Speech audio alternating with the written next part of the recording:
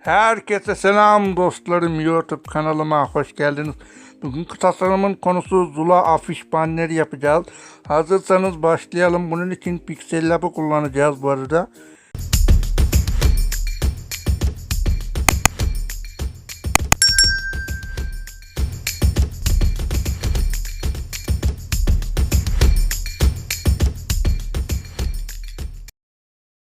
Evet, Pixel Lab uygulamasını açtık. Şimdi bunu bir iptal edelim bu arada. Arka planı siyah yapabiliriz ve boyutlarını şöyle ayarlayacağız. Bunu 1000'e ayarlıyoruz. Bu şekilde. Siz nasıl isterseniz artık öyle yapabilirsiniz. Buradan öncelikle gerekli materyallerden yavaş yavaş başlayacağız. Önce arka plan ekleyelim.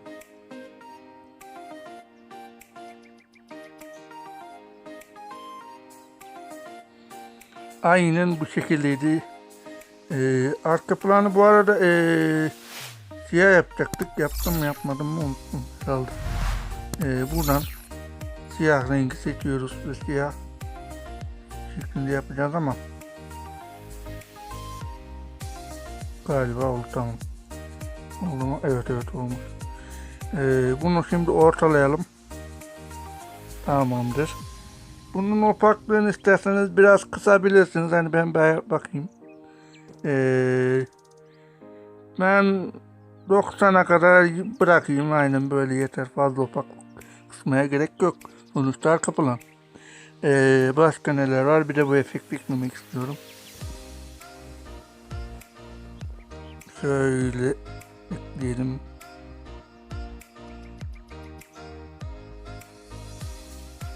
Şekil. Aynen bu şekilde, ama bunun opaklığını biraz kısalım. Şöyle 25'e kadar yeterlidir. Tamam. Başka ne kaldı? Bunları yavaş yavaş ekleyeceğiz. Şimdi ben şöyle bir şey yapmak istiyorum. Şunu buraya ekledim.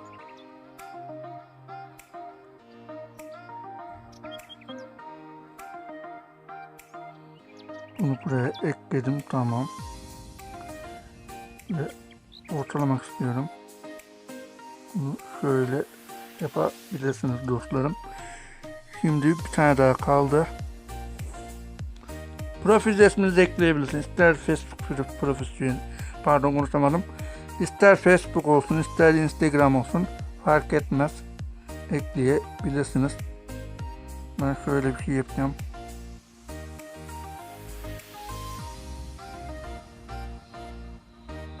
Evet, ben şöyle yapayım. Tam doldurmayacağım. Aynen bu şekilde olsun. İsterseniz şöyle kenarlıkları yapabilirim. Ama yok ya, böyle daha güzel oldu bence de. Tamam, bu şekilde ekledik. Son olarak ne kaldı? Son olarak kalmış. Bunu da ekleyeceğiz. Bunun için öncelikle bir ayarlama daha yapacağım. Şimdi dostlarım, bakın şuradan bir şekil oluşturacağız. Buradan bunu seçiyoruz ve bunu 6'ya getiriyoruz, tamam mı? 6, sadece 6 ve bunu buraya getirelim. Opaklığını biraz kısabilirsiniz. Tabii sizin zevkinize kalmış. Ben 60'ta bırakayım en iyisi. 60 yeterlidir. Tamam, bu şekilde yaptım. Ve buraya ekledim. Tamam. Şimdi bunu da ekleyelim buraya. Bu arada ayrıca şunu şöyle yukarı kaldırsak iyi olur. Tamamdır bu şekil. Bu arada bu beyaz rengini hiç değiştirmeyeceğim. Beyaz kalmasını istiyorum. Şöyle buna uyumlu etmek lazım. Bence iyi ya, bu şekil olsun diyeceğim de.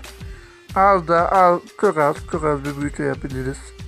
Tamam, yeter bu kadar. Tamam yeter bu kadar. Buraya şeyleri yazabilirsiniz. Hani satmak istediğiniz e-pinleri falan, rulo altını diyebiliriz aslında. Onları yazabilirsiniz. Ben şöyle yazacağım. 0 0 0 0 0 0. Bu şekilde yazdım ve alt tarafa kopyaladım ama 5 tane yazayım yeterli. Buna bir de yaz tipi ayarlayalım. Pardon. Bir dakika, neredeydi? Ben bunu kullanayım mesela. Evet, ben bunu kullanayım.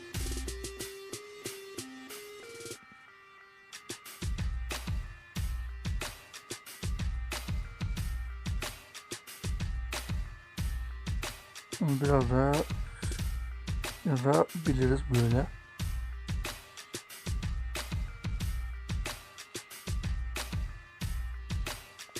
Bunun rengini ben buradan şey yapacağım. Dur bir dakika, yanlış açtım burayı. Bunun rengini şuradan neredeydi? Kırmızı yapayım.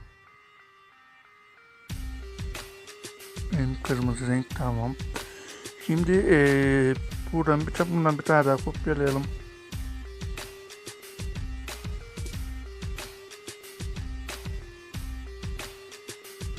Şimdi şunu kırpabiliriz artık.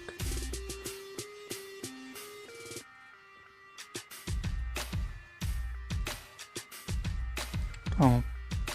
Şimdi Türk parasının sembolünü ekleyelim buraya. Kısaca size kalmış nasıl yapacaksanız. Aynen ben bu şekilde yapayım. Ama tabi pozisyondan biraz şöyle hareket etmek istiyorum. Tamamdır. Evet. Bunu pardon, yanlış kopyaladım. Şimdi Zula parasının sembolünü ekleyelim. Bayağı kocamanmış. Az yakınlaştırma yapabiliriz. Hani hata olmaması açısından. Böyle yapalım.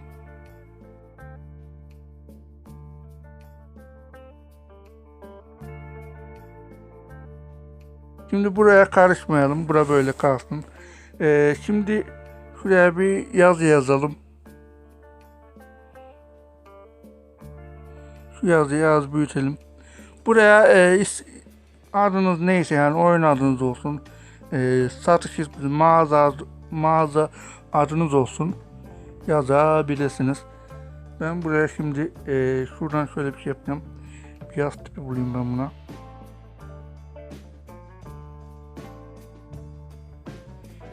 Ben bunu kullanacağım ama şunu şöyle olarak kullanacağım. Aynen böyle olarak kullanacağım. Böyle daha güzel oluyor. Şimdi şunu şöyle ekleyelim. Bunu böyle ekliyoruz. Bunun rengini değiştirmeye gerek yok. Ben şimdi şuna bir siyah renk koyacağım. Siyah bir renk. Şöyle 11'e kadar yeterli. Tamam. Şimdi son olarak başka ne kaldı? Son olarak başka. Bunu eklesem ya. Bunu bilemedim. Yok ya, eklemeyelim. Bunu busuz olsun. Aynen bu şekilde yazdım ve şimdi bakın, daha işimiz bitmedi. Bunu yazdık. Şunu yazıyı ve bununla bunu birleştiriyoruz dostlarım. Aynen bu şekilde birleştirdik. Şimdi bekliyoruz. Evet, şimdi bunun rengini ben şuradan beyaz yapmak istiyorum.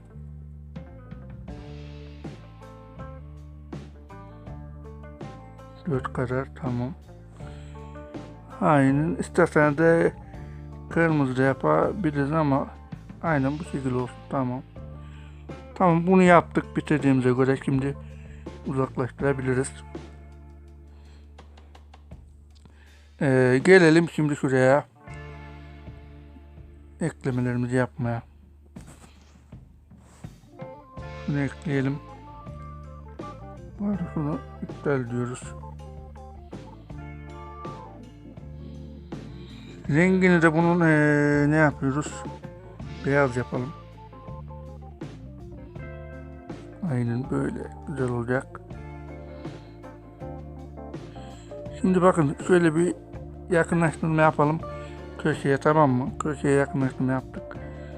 Bu kadar kalsın. Şöyle yavaş yavaş koyalım. Aynen böyle.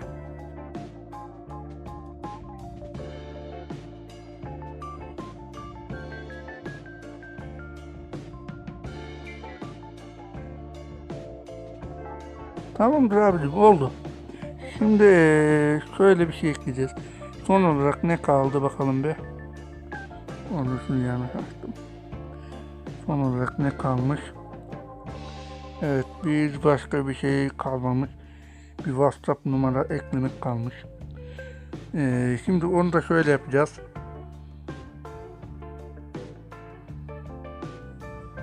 Bir dakika, ne yaptım ben? Ha, tamam. Şimdi WhatsApp numarayı eklemek için onu da şöyle yapabilirsiniz.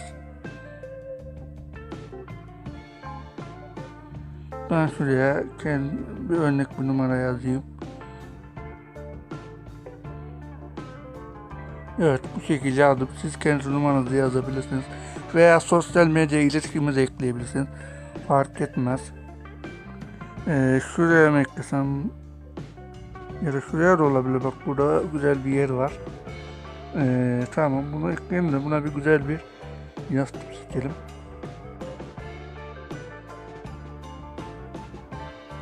Evet, bu yeterli, tamam. Bunu ekledik ve şöyle küçültelim bunu biraz.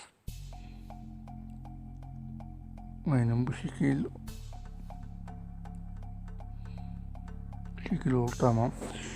Şimdi bakın bunun rengini ben kırmızı yapayım. Rengini kırmızı yaptım. Şöyle bir eklemem var. Eklememi de yapayım. Bunu biraz çevirmek istiyorum ben. Aynen bu şekil.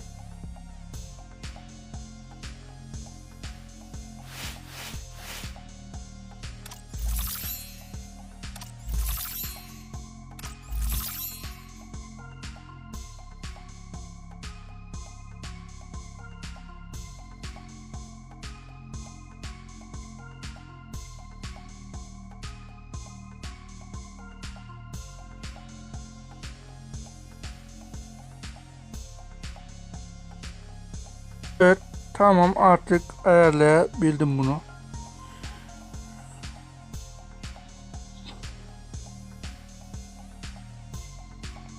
Şöyle bir şey yazmak istiyorum.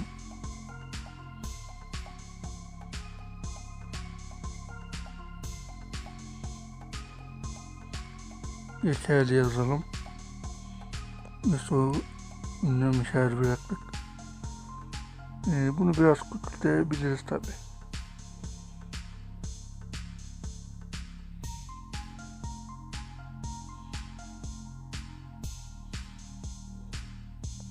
Böyle buna kalan bir font gerek. Onu da hemen şuradan.